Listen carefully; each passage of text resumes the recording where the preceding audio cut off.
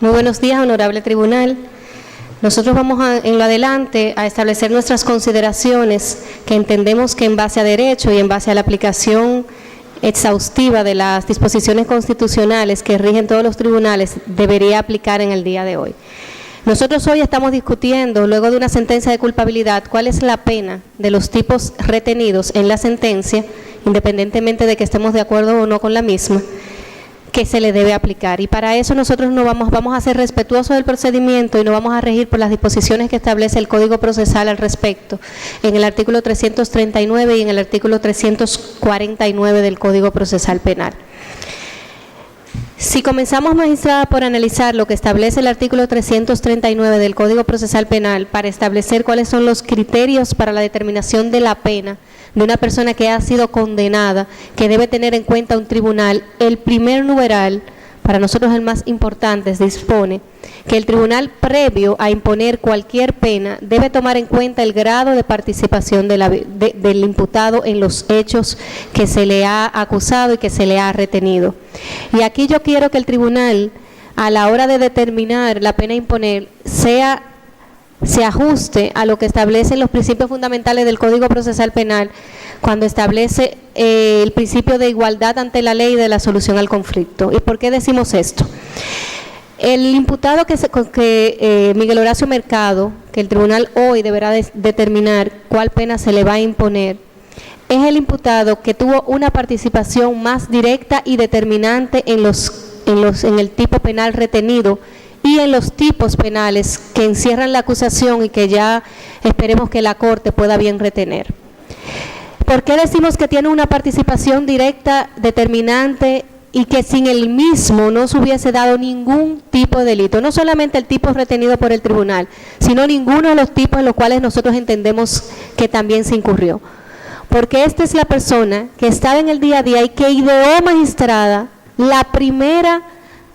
el primer tramo que dio lugar a los medios fraudulentos por el cual se dieron al traste con el dinero y la inversión de las personas. ¿Por qué decimos esto? El tribunal tendrá que verificar que en el expediente obra un registro de nombre comercial de nombre Cocretur. Este registro de nombre comercial fue gestionado por Miguel Horacio Mercado y es su gestor y está a su nombre. Quiere decir que es la persona que desde el día 1 de los hechos fue la que tuvo la idea de pasar de Cocretur, una entidad regulada, a Copretur, una entidad no regulada, los bienes de esta persona con la finalidad de que los mismos nunca más puedan volver a verlos. Si seguimos hablando de cuál fue su participación en el hecho, decimos que fue más que determinante, porque fue la persona que estando en el día a día se enteró de todas las sanciones y de todas las prohibiciones de primera mano que le hizo la Superintendencia de Banco para operar. Esta persona, al estar en el día a día de la empresa, tenía pleno conocimiento de que la Superintendencia de Banco le había prohibido y había establecido y determinado que, dado los hechos que habían realizado de simulación, no podían continuar operando. Sin embargo, Miguel Horacio Mercado, si bien puso a una persona a figurar por él en nombre de la otra empresa, Primesa, magistradas, es la persona que continúa en el día a día de la operación. Magistrada, una actitud tan determinante y una actitud tan participativa en los hechos, que aquí nosotros tenemos personas que, si el tiempo le da, magistrada, para verificar, podrán ver que hay personas que invirtieron su dinero en esa financiera regulada o no regulada días antes de que estallara todo esto. Honorable magistrada, Miguel Horacio Mercado estuvo en Cocretur dirigiendo, recibió de su nombre comercial, que no es una empresa, y que para nosotros es difícil entender cómo no se reconoce la falsa calidad y la falsa empresa, en este caso, Cocretur con P, porque con Copretur con P hay miles de documentos que prueban que se recibieron dinero. ¿Y quién fue que registró ese nombre, que no era una empresa? Miguel Horacio Mercado Ornes. Si Miguel Horacio Mercado Ornes, ninguno de los tipos penales, ni ninguna de las infracciones, ni ninguno de los perjuicios, ni ninguno de los daños que ha recibido la víctima, esto hubiese sido posible. En ese sentido, nosotros entendemos que si este tribunal hace un ejercicio justo y apegado a la ley, tendrá necesariamente que verificar lo que dispone el artículo 339, numeral 1, que dice que el tribunal tiene necesariamente que ver, al momento de fijar la pena, el tribunal tiene que tomar en cuenta cuál fue la participación específica de este señor, de este imputado, en los tipos penales que se le han retenido. Para hablar de los siguientes numerales, necesariamente, por eso les decía, tenemos que hacer acopio de los principios fundamentales del Código, que es el principio de proporcionalidad, que ustedes bien lo desarrollaron, el principio de solución de conflictos y el principio de igualdad entre las partes. ¿Por qué decimos esto? Porque si el numeral 2 habla de que se tiene que tener en cuenta la situación del imputado, su realidad social, y otras consideraciones, el 349 también habla que eso mismo debe tener en cuenta el tribunal, pero del lado de las víctimas. Y ahí es que yo requiero que el tribunal haga un trato igualitario, aplicando el principio de igualdad entre las partes y el de proporcionalidad a la hora de establecer la condena. Establece el artículo 349 del Código Procesal Penal que el tribunal deberá contar al momento de establecer su pena con informes de ambas partes. Cuando el código habla que tiene que tener informes de ambas partes, no quiere decir que son las partes que tienen que hacer esos informes. El tribunal ha entendido, nosotros tenemos reservas en cuanto a esa interpretación, pero la respetamos, de que son las partes que tienen que proveerla. Pero esto no quiere decir que son las partes que tienen que realizarla, porque se están hablando de informes objetivos que van a tener lugar y que el tribunal va a valorar conforme a su sana crítica para imponer una pena. No es una instancia motivada de una de las partes, de un abogado. Eso no es un informe. De hecho, dice que tiene que ser el resultado de una investigación minuciosa de los datos que el imputado aporte, de los datos que él aporte. Pero eso no quiere decir ni que él está obligado a aportar esos datos, ni que es solo sus datos que se tomarán en cuenta. Dentro de las investigaciones que nosotros realizamos, al momento de realizar el informe, por lo general y en derecho comparado en otras partes del mundo, de Latinoamérica, estos tipos de informes lo hacen trabajadores sociales o psicólogos clínicos, que es lo que nosotros tratamos de cubrir. Sin embargo, el tribunal podrá ver que nosotros contamos con más de 90 representados y que es imposible que para el día de hoy esos 90 informes estuvieran listos, porque son informes minuciosos si queremos respetar la ley y si queremos ser justos, y son informes individuales de cada una de las víctimas. En ese sentido, el tribunal no cuenta de parte del imputado con ningún informe que pueda tomar como base para atenuar una pena. En ese sentido, nosotros necesitamos que el tribunal verifique y compruebe que lo que se le depositó por el lado del imputado es una instancia motivada a nombre y firmada de sus abogados representantes y que esto no reúne las características de informe que establece el Código Procesal Penal para que el tribunal lo pueda tomar en consideración para valorar la pena a imponer. Sin embargo, si queremos hablar de características del imputado, su educación económica y familiar, necesariamente por lo que habla del principio de proporcionalidad e igualdad, tenemos también que hablar de las partes. Maestra, nosotros del lado nuestro, de nuestro lado, tenemos más de 6 personas que fallecieron en el proceso. Y aquí yo quiero hacer hincapié en lo siguiente. Nosotros por lo general tratamos tipos penales económicos y a los tribunales a veces se le hace muy difícil entender el daño que un tipo penal económico da a una persona, a una familia y a una realidad social, un grupo social que es el que nosotros tenemos. En el día de ayer, vamos a poner un ejemplo muy práctico. En el día de ayer, una de las víctimas de este proceso, el señor Octavio Fernández, conocido como Tabito, estaba en el psiquiatra producto de una situación médica, un desorden, estrés postraumático que le impide inclusive dormir. Su esposa, que está aquí presente, la señora Guadalupe, me detalla cuál es su realidad respecto de los hechos. Y me dice que sus ataques de pánico y de espantos todas las noches no solamente le quitan el sueño a su esposo, sino también a él. Y usted dirá, bueno, estamos acostumbrados a pedir indemnizaciones aquí por una persona que violaron, una persona que mataron, una persona que ha sufrido un daño a su persona, que es prácticamente visiblemente palpable. Sin embargo, los tipos penales económicos más los tipos penales de este tipo pueden causar daños quizás, como es en este caso, irreversibles. ¿Irreversibles por qué? Porque este grupo de personas, y vamos a hablar de la realidad social de los mismos, trabajaron toda su vida para poder tener en un país que no cuenta con seguridad social ni protege a las personas envejecientes con el dinero para qué vivir.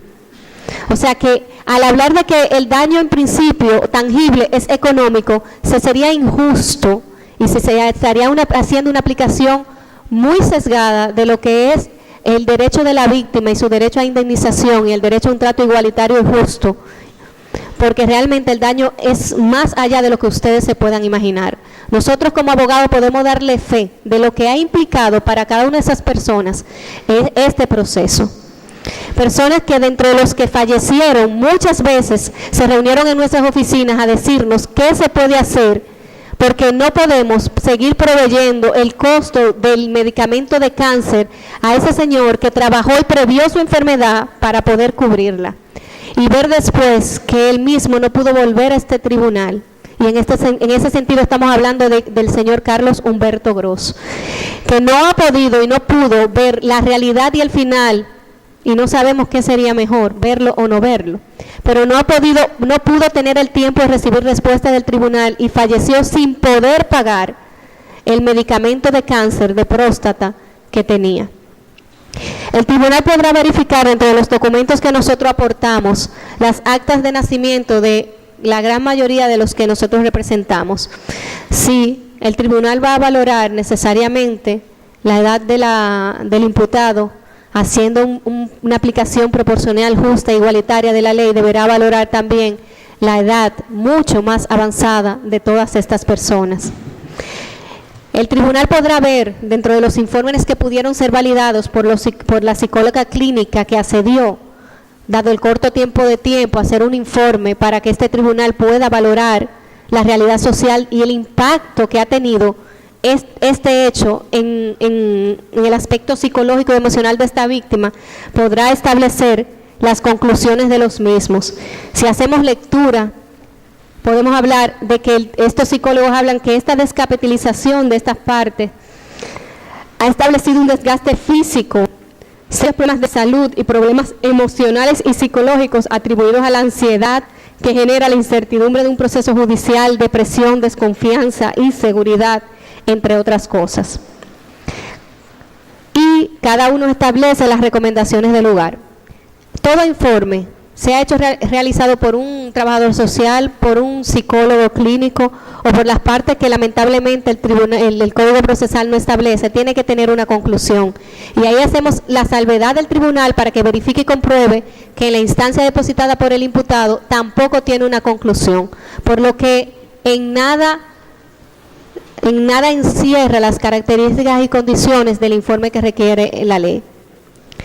Si hablamos del numeral 3, que son las pautas culturales del grupo al que pertenece el imputado, el tribunal tendrá que hacer la misma valoración, pues se trata del mismo grupo cultural a que pertenecen las víctimas, lo cual agrava mucho más su condición, porque es un hecho que nunca deja de hablarse en su realidad social, donde van, donde comparten, donde se pelan, en toda la vida, en todos los momentos y lugares que van, tienen que obligatoriamente recrear lo acontecido con las partes que le preguntan. El efecto futuro de la condena en relación al imputado y sus familiares y sus posibilidades reales de reinserción social, el tribunal tendrá que valorar aquí, para poder hacer una justa comprensión de este numeral, lo que establece el numeral 1. Dado el grado de participación de la víctima en los hechos acontecidos, el tribunal tendrá que verificar si una persona que se ha comportado con esa pasividad para cometer los hechos y con una actitud tan determinante para burlar no solamente a la superintendencia de bancos, sino también a las víctimas, de nuestro punto de vista, no tiene la más mínima posibilidad de que se pueda reinsertar, dado la edad que tiene, nuevamente con una actitud distinta en la sociedad. La gravedad del daño causado a la víctima ya lo hemos hablado de una manera abundante y que no escapa a la realidad y al conocimiento del tribunal, pues es el tribunal que ha conocido y que conoció de todos los pruebas testimoniales que en el conocimiento del juicio de fondo tuvieron lugar.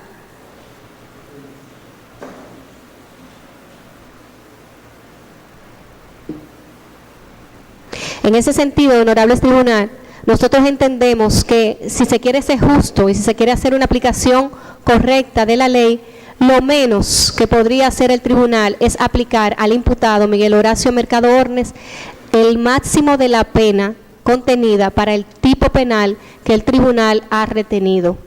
Esa es nuestra consideración y nuestras conclusiones formales al respecto, que el tribunal valore de una manera adecuada y correcta, apegada a la ley, y que le imponga el máximo de la pena contenida para el tipo penal que el tribunal ha retenido en su sentencia condenatoria. Y haciendo acopio de lo que es el objetivo fundamental, y por eso forma parte de lo que son los principios fundamentales del Código Procesal Penal, la solución del conflicto, este honorable tribunal necesariamente tendrá que establecer y acoger la segunda conclusión del Ministerio Público relativa a la variación de la medida de coerción. Pues, honorable tribunal, el tribunal podrá entender que todavía falta un largo periodo por recorrer y que estas personas necesitan y tienen una sed de justicia imperante y actual. Inmediatamente una persona es condenada y condenada a la pena máxima del tipo penal, que es lo que nosotros entendemos que deberá hacer este tribunal, ha cambiado las consideraciones que pesan para la medida de coerción con la que actualmente convive, que es una garantía económica. En ese sentido, las jurisprudencias han establecido que varía su calidad ya de preso preventivo a preso condenado y hay un peligro de fuga que aumenta. En ese sentido, nosotros entendemos que este tribunal deberá variar la medida de coerción y establecer la medida de coerción solicitada por el Ministerio Público consistente en prisión preventiva, haciendo la salvedad de que la prisión, es en virtud de la condena como preso condenado.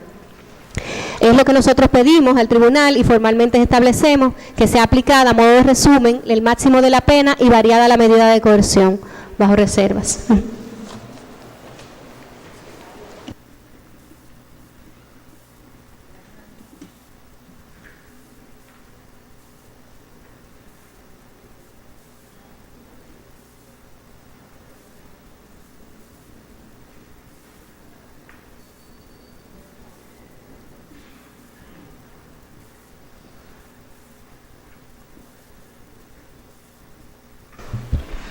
Los abogados del bloque 1 tienen la palabra para sus argumentos y conclusiones.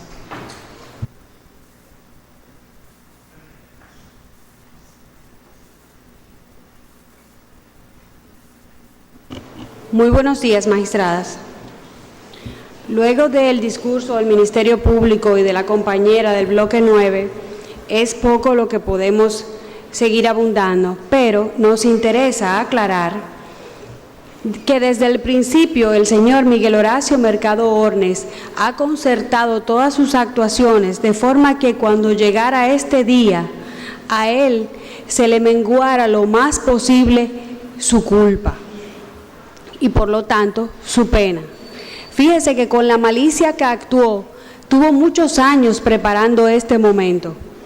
Desde el principio hizo todo de forma tal que a él le fuera todo llevado por la vía civil.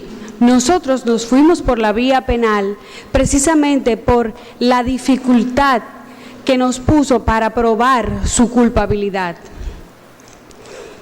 Él orquestó todo desde el inicio cuando registró ese nombre comercial Copretur. Lo registró y le sacó una cuenta en el Banco Popular y a partir de ahí comenzaron todas sus actuaciones que nos llevaron a nuestro sufrimiento. Digo nuestro porque también soy víctima. La pericia para la malversación que tuvo, no tuvo nombre. Debió de haberse asesorado con lo mejor de lo mejor. Y llegó un punto en el que nosotros nos quedamos sin nada y él se quedó sin todo. se quedó sin todo, se quedó con todo, y nosotros nos quedaron solo las deudas, las angustias, las enfermedades, las muertes, los sufrimientos y las vicisitudes. Nosotros tuvimos que recurrir por la vía penal, porque para comprobar todo esto teníamos que traer testigos y teníamos que traer tantas cosas que solo así se podía probar la gran malversación que este señor hizo. Ellos buscaron su destino, él y sus secuaces, para llegar a este punto y para poderse distraer todos esos bienes a su favor, y también distraerlos a favor de sus familiares, de los cuales ahora da actas de nacimiento y dice que él forma parte de una familia, pero sin embargo en las cuentas de esa familia fue que él fue depositando también los dineros que nos robaba, que nos distraía de nuestras cuentas, que creíamos que eran cuentas de ahorrantes, y en realidad estaba todo disperso y todo hecho de forma tal que pareciera que nosotros estábamos prestándoles, cuando en realidad nosotros estábamos depositándoles. Fueron 2 veces que distrajo los bienes, 2 veces que distrajo los dineros.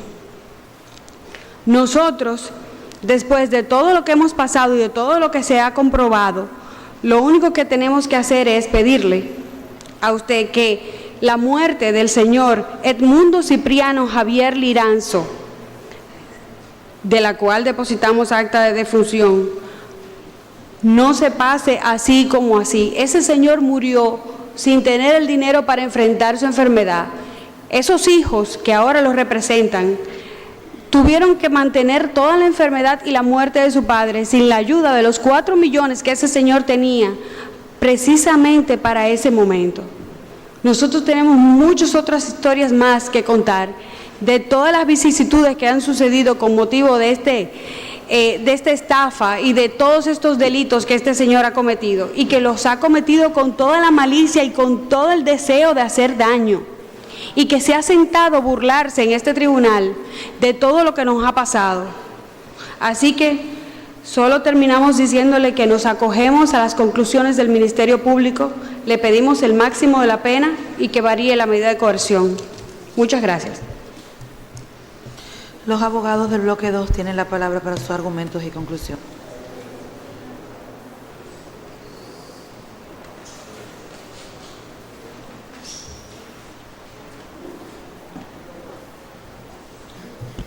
Bien, magistrada, nosotros nos acogemos en todas sus partes a las conclusiones vertidas por el Ministerio Público.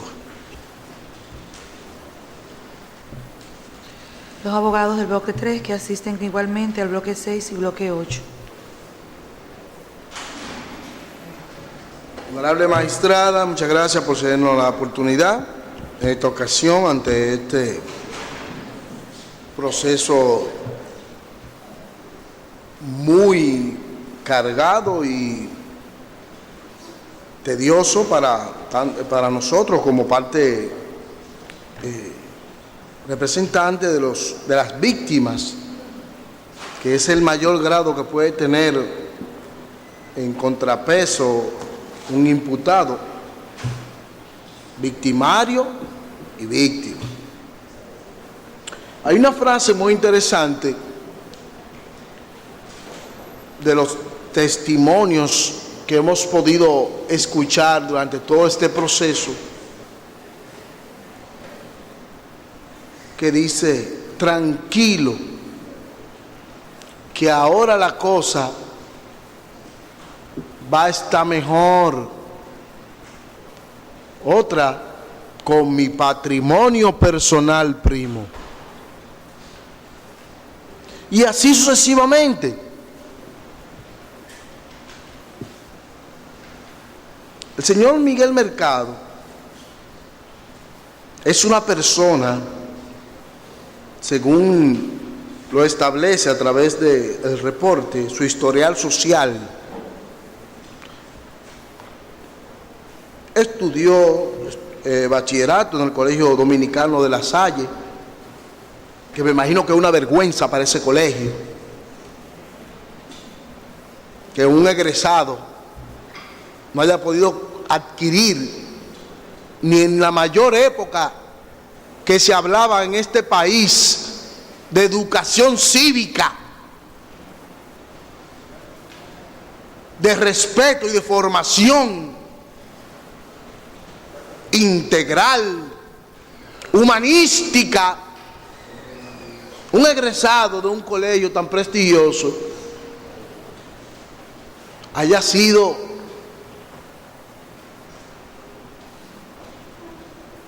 el móvil del menoscabo de una gran cantidad de personas, por igual de la Universidad Autónoma de Santo Domingo. ¡Ay, qué universidad! Mi universidad. ¿Cuántos grandes hombres y mujeres han salido de ahí? Pero la universidad está retorciéndose allí en el alma mater, y la Facultad de Derecho, me imagino que los cristales se le habrán caído y todo eso. Ese imputado, ese señor es abogado. No estamos hablando de una persona de un barrio marginado que no sabe leer, que no sabe escribir, que el tribunal dice, bueno, pero este es un idiota, este es un excluido social, tal vez resentido por no haber tenido oportunidad de ninguna índole. Por eso fue que se robó la gallina y los patos de Don Juan en la esquina. No, hombre, no, ¿cómo lo vamos a mandar 3 o 4 años con robo, con rompimiento de puertas, etcétera, etcétera? No, honorable, esto es delito de cuello blanco. Este señor fue supervisor, gerente y director comercial de nada más y nada menos que de la desaparecida Compañía Dominicana de Aviación. O sea, este señor, en pocas palabras, honorable, ha tenido la gran oportunidad en la vida dominicana, en el discurrir de la vida profesional dominicana, de ostentar importantes puestos. Señor con una formación profesional importante. Pero eso ha sido lo que lo llevó a acabar con un valladar de personas, una gran cantidad, agentes de viaje, Aerocrédito Tour Group, Corporación de Crédito y Turismo, Cocretur. No la ponen ahí, dicen. Bendito sea Dios. Entonces, honorable, venir aquí a solicitar una atenuación de la pena, ¿bajo qué modalidad, honorable? ¿Cuál ha sido el comportamiento de este señor en el proceso? Este señor no le ha importado absolutamente nada, honorable. Ellos cobraron sus intereses, yo les pagué. En la parroquia, la ex esposa y madre de sus hijos mayores. Ya Miguel, lo que hizo Miguelito con esos cuartos no importa, si se lo cogió, se lo cogió. Si se lo cogió, se lo cogió, no importa. En la parroquia, a los hermanos de la parroquia, a los compadres, a los primos. Vamos a pedirle que su discurso se desarrolle en el contexto del desarrollo del juicio y de forma concreta los aspectos que nos traen para debatir en este momento. Bueno, honorable. En el día de hoy. Continúe, le quedan 4 minutos. Sí, honorable, pero que ellos están pidiendo que se le atenúe la pena. Yo le estoy pidiendo que su discurso gire en torno a lo que se desarrolló en el juicio y a lo que vamos a decidir hoy, y le quedan 4 minutos. En el juicio, porque aquí también se dijo, honorable, los testigos lo dijeron, lo manifestaron, que son compadres 2 veces del predicador católico. Lástima que tengo que mencionarlo, Miguel Horacio, compadre 2 veces, se lo llevó por la alcantarilla al compadre de su hijo, a su primo, a todo el mundo. Entonces el señor va a venir aquí a solicitar una atenuación de la pena. ¿Bajo qué modalidad? ¿Bajo qué argumento? De su enfermedad. Pero tal vez se fue el móvil. Yo me voy a joder como quiera. Yo me voy a morir como quiera. Yo tengo 72 años de edad. No importa. Me lo llevo todo. Se lo dejo a mis nietos. Ellos me lo van a agradecer. Se lo dejo a mis hijas. casada con un empresario importante de este país y de alcuña y de alta posición política. No me importa, yo vivo donde quiera. Indolente. Deme un segundo. Le voy a pedir a los presentes que por favor traten de hacer silencio, porque escuchar el murmullo allá detrás no nos permite prestar atención a lo que ocurre aquí delante.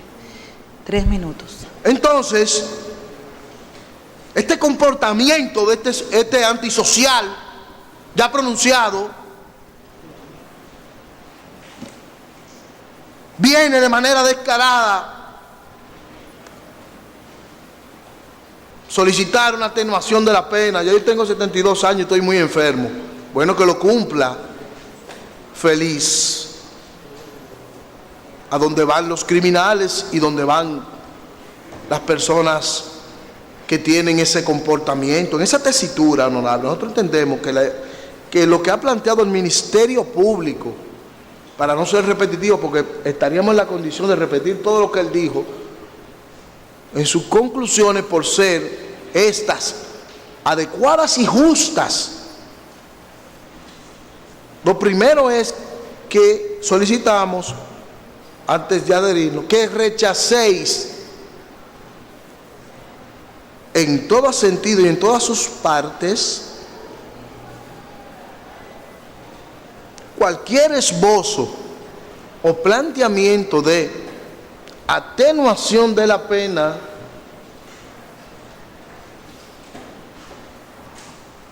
porque no existen causas atenuantes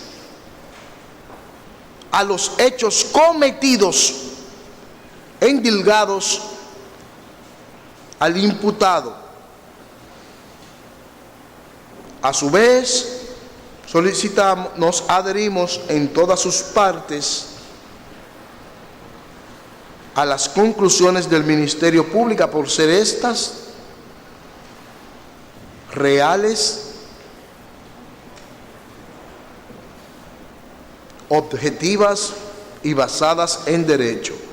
Reservas. 3, 6 y 8. Concluye por los 3 bloques. Sí, magistrado. Bien. Los abogados del bloque 4 tienen la palabra para sus argumentos y conclusiones, conjuntamente con el bloque 12.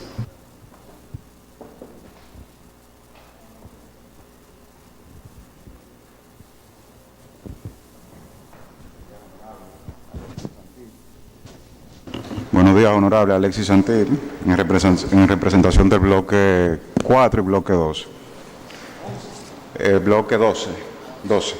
Honorable, no vamos a redundar mucho por cuestiones de tiempo, ya entendemos que se ha abordado ya bastante sobre el tema que nos ocupa, pero es preciso acotar algo, magistrada, respecto al...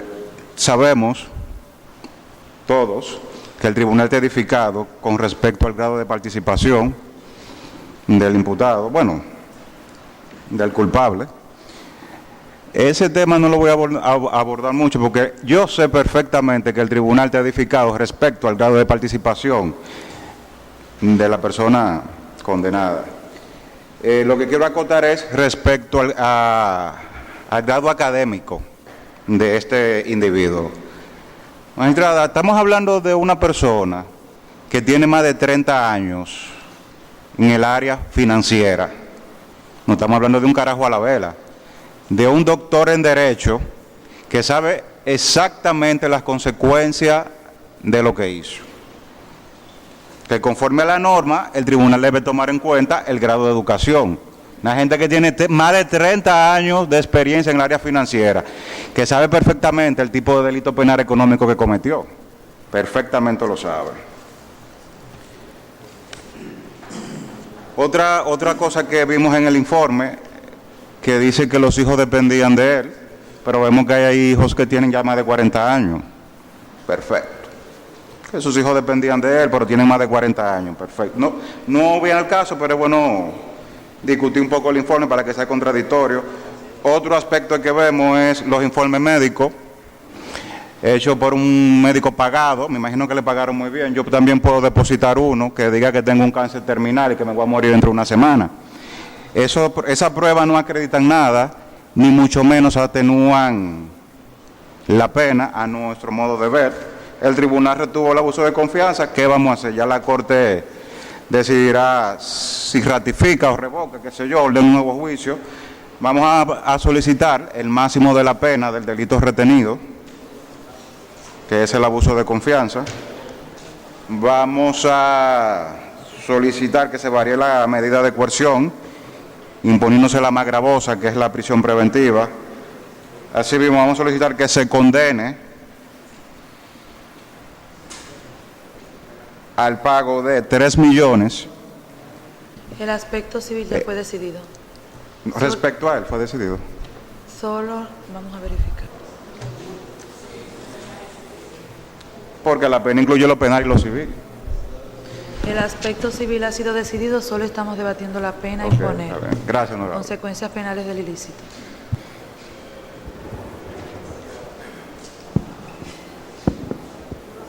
Abogados del bloque 5. Gracias, magistradas. Nosotros vamos a adherirnos específicamente al bloque número 9 en todas sus partes. Gracias.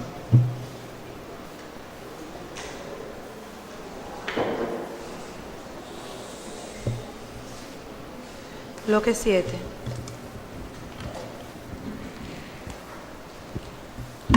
Buenos días, honorable.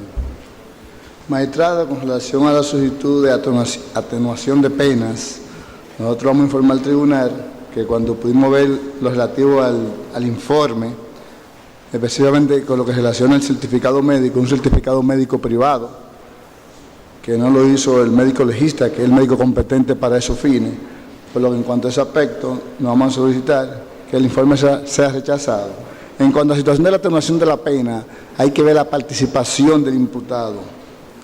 Como vos has podido observar, y todo el mundo, la participación del imputado es 100% en este caso. Por lo que en ese mismo sentido, nosotros vamos a adherir al dictamen del Ministerio Público y una vez más vamos a solicitar al tribunal que varíe la medida de coerción impuesta al imputado al momento de la sentencia intervenir. Gracias. Los abogados del bloque 10 tienen la palabra para sus argumentos y conclusiones. Los abogados del bloque 10, honorable, nos vamos a adherir al Ministerio Público. Sí. ¿Quedó grabado? No, perfecto.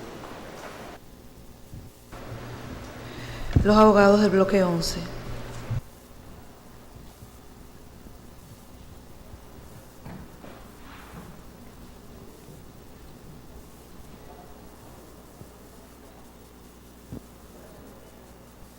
Sí, gracias, honorable. Buenos días. Honorable, de manera específica nosotros nos vamos a referir a lo que puede ser o debía ser el instrumento fundamental para cumplir el propósito de lo que es la división del juicio. Nos referimos específicamente, señorías, a lo que tiene que ver con el documento que han presentado los distinguidos abogados de la defensa del señor Mercado, en el orden de cuestionar o controvertirlo en el sentido de que de lo que se trata, como decíamos en la audiencia anterior, no es de un informe que se haya concebido en los términos del artículo 351 del Código Procesal Penal. Más bien, honorables juezas, de lo que se trata es de un documento, una instancia en la que los distinguidos colegas se han empeñado en consignar algunos antecedentes relacionados con el señor Mercado Orne. Y en efecto, ese no es el informe que refiere el artículo 351, porque es válido considerar, tener presente, que una de las bondades que tiene la división del juicio es precisamente objetivizar el tipo de condena que se le habrá de imponer al imputado. Objetivizarla desde el punto de vista de que el tribunal estime en ese tipo, en las informaciones que tiene el informe que pide el 351, cómo esto pudiera impactar en el tipo de condena a imponer. De modo que lo que se suponía que los distinguidos colegas debieron propiciar o promover era un informe, porque el propio Código Procesal Penal es claro al delinear los aspectos que deben recogerse en un informe de esta naturaleza. Por ejemplo, si de lo que se trata es de acreditar los antecedentes familiares, el entorno social del imputado, nos parece que lo más apropiado para que esto se haga es un trabajador social, como refería una de las colegas que nos antecedió. Entonces, como refieren en legislaciones con más tradiciones como la nuestra, como Costa Rica, una vez han sido fijados los hechos en la audiencia de culpabilidad, ya lo que nos queda es valorar, evaluar entonces ya el aspecto relacionado con el tipo de condena a imponer. A nosotros nos parece que efectivamente el tribunal, al momento de ponderar este documento, debe negarle o habrá de negarle la condición de informe, por lo menos no del informe que refiere el artículo 351. Así las cosas, estaríamos entonces en la posición de entender que el señor Mercado Ornes, a pesar de que pidió la cesura o la división del juicio, no cumplió con entregar o depositar el informe en las condiciones, términos y formas que establece la ley. De modo que quizás aquí no es apropiado hablar de una, como se dice cuando se rebaja la pena, que decía el colega. Una atenuación. Aquí no se trata de pretender atenuar, sino más bien de objetivizar la pena a imponer.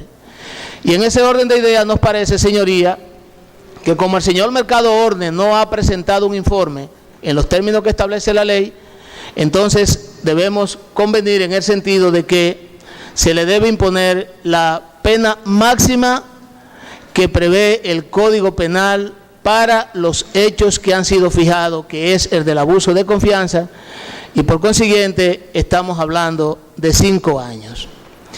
Pero también es preciso, honorables, tener presente que las bondades que tiene la división del juicio no es solamente del lado del imputado, sino también hay que verlo del lado de las víctimas, quienes por consecuencia del delito juzgado también han sufrido bastante, sobre todo el impacto económico que ha tenido en ellos los delitos, puesto que aun cuando los colegas de la defensa han planteado en su instancia que ha habido un impacto económico expresado en el hecho, según ellos, de que su cliente tuvo incluso que abandonar y vender su casa, es justo reconocer que el impacto económico se debe evaluar única y exclusivamente desde la posición de las víctimas.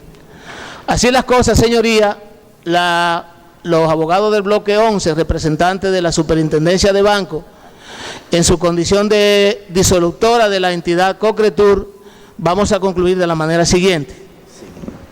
Sin otras puntualizaciones. Sin dejar de hacer, brevemente, magistradas, otras puntualizaciones. Y fíjese que uno de los colegas que nos antecedieron plantearon el contenido del artículo 339 y nosotros queremos quedarnos en esa última.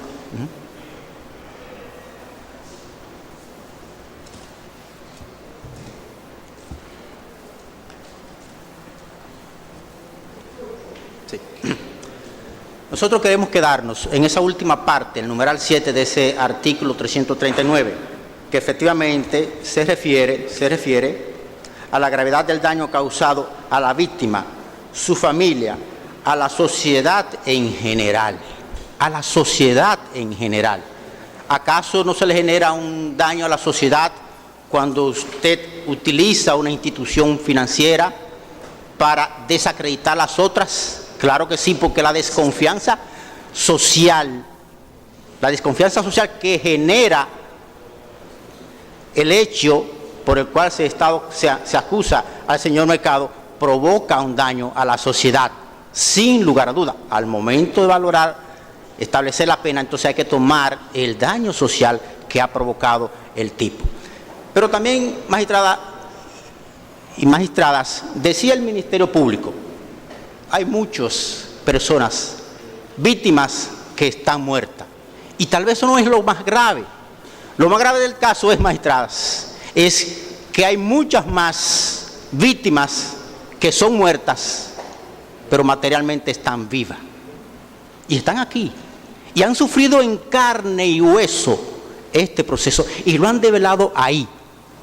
Que al momento del tribunal fijar su pena, tendrán que recordar, retomar cómo esas víctimas develaron cada una de las situaciones por las que atravesaron fruto de las infracciones que cometió el señor Mercado. Son esas las razones, magistradas, que nos hacen a nosotros concluir solicitando, en primer término, desde luego, que sea descartado para fines de valoración el documento depositado por los abogados de la defensa del señor Mercado. Segundo, que en cuanto a la pena, el tribunal aplique la pena mayor establecida por el artículo 408 del Código Penal Dominicano. Muchas gracias, magistradas.